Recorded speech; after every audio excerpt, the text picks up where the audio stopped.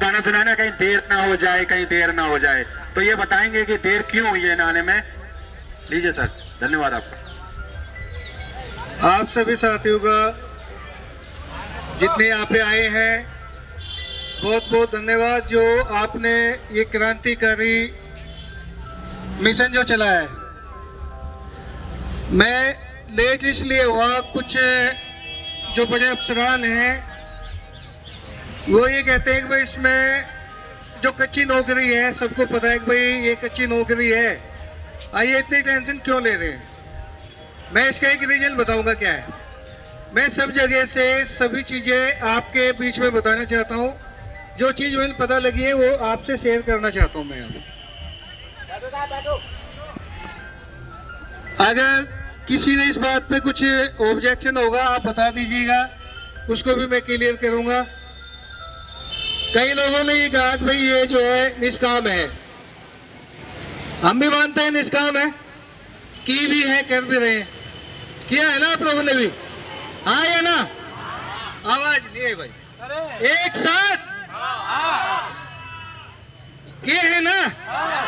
फिर उस समय शहर के अंदर भी जब पानी पीने का होता था हैंडपंप लगे होते थे।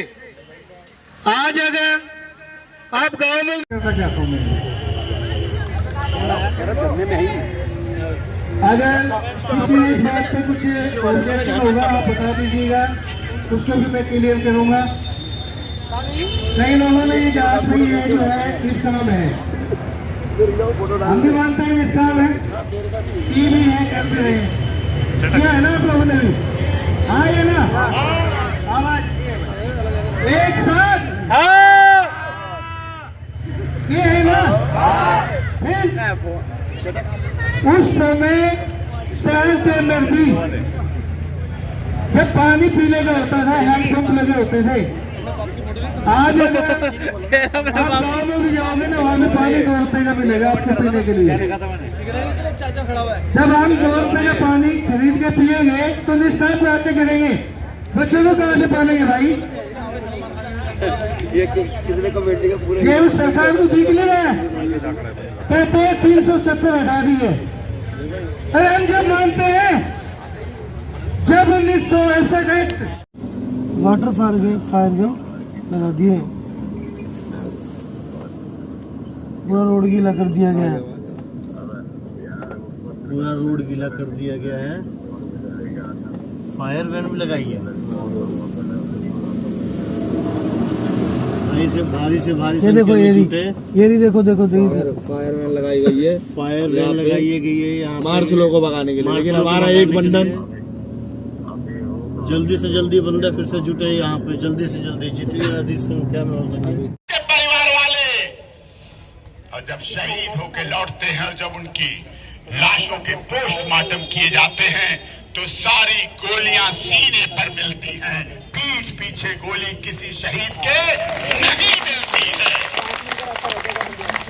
और जब उनकी शहादत होती है और वो गांव के खेत खलिहान गलियारे में अंतिम संस्कार किया जाता है, कुछ दिन तक तो बड़े नेता पहुंचते हैं। ऐसे लोग जो राजनीति के नाम पर रोटियां सेकते हैं और असली जो यहाँ बैठे हैं लोकतंत्र के लोग, इनको देखने नहीं आते हैं। गाड़ियां उधर से ही निकल जाती होंगी, दूसरे गेट खुलवा लिए होंगे। अब हमें इधर से नहीं जाना, अब हमें उधर से निकालो, अब हमें जनता ने तो हमें पीछे से निकाल दो। शपथ लेने आएंगे मेट्रो पे बैठ के रामलीला मैदान में, लेकिन आज इन्हें मैदान नहीं दिख रहा है, आज इन्हें जनता नहीं दिख रही है दिल्ली की।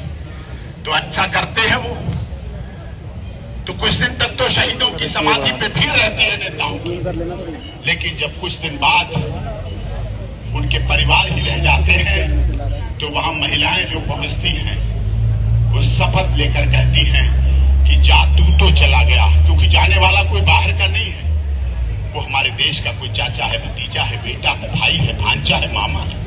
तो उसकी शपथ गाकर कहती हैं और पेट में पल रहे बच्चे की शपथ गाकर कहती हैं कि जा तू तो चला गया, लेकिन जो पेट में पल रहा बच्चा जन्म लेगा उसे भी इस देश के आन मान और शान के लिए शहीद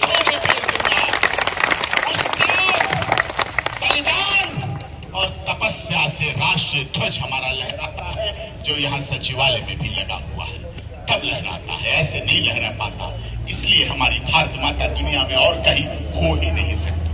अभी जब रूस और यूक्रेन में युद्ध चल रहा था तो वहां के यूक्रेन ने कहा हम छोटे देश हैं, लेकिन हम रूस को एक दिन में उखाड़ के फेंक दिए।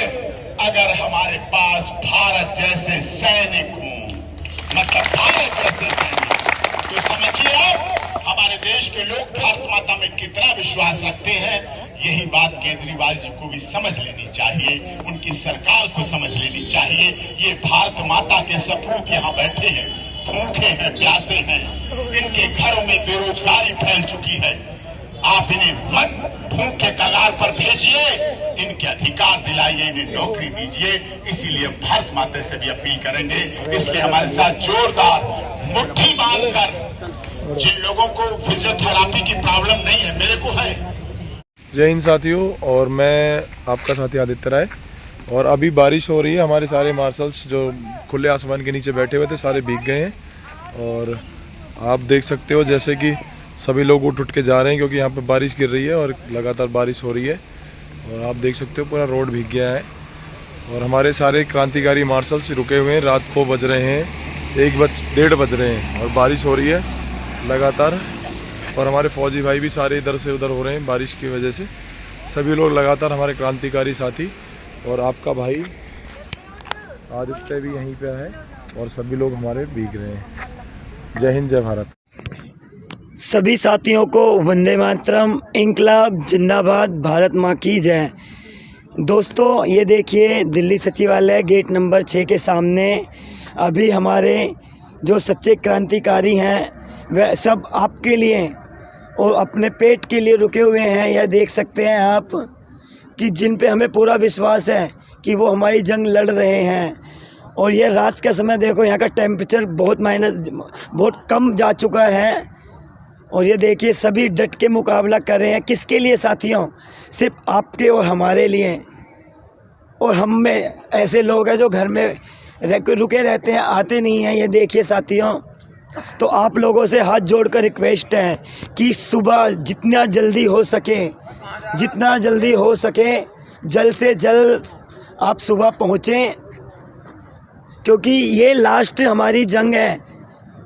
जो ये सत्ता में बैठे हैं इनको पता लग जाए कि हम दूर नहीं हैं, हम सब एक हैं। यह देख साथियों, ये रात का समय है, रात के 2:20 हुए हैं।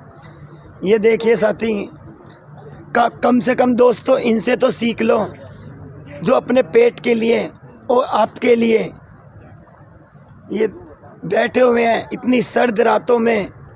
देखिए साथियों, एक बार मैं आपको दोबारा दिखाना चाहता हूँ।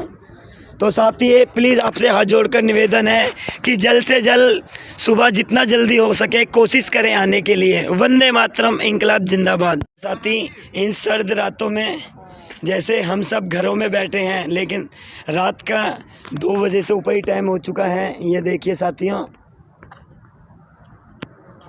ये देखिए, इनसे हम सीख ले सकते हैं कि जीना है तो किसी दूसरे के लिए जियो। ये देखिए, ये देखिए, प्लीज़ साथियों घर से निकलें और एकता में बल होता है। और ये हमारे सुनील भाई जी हैं और ये मुकेश भाई जी हैं।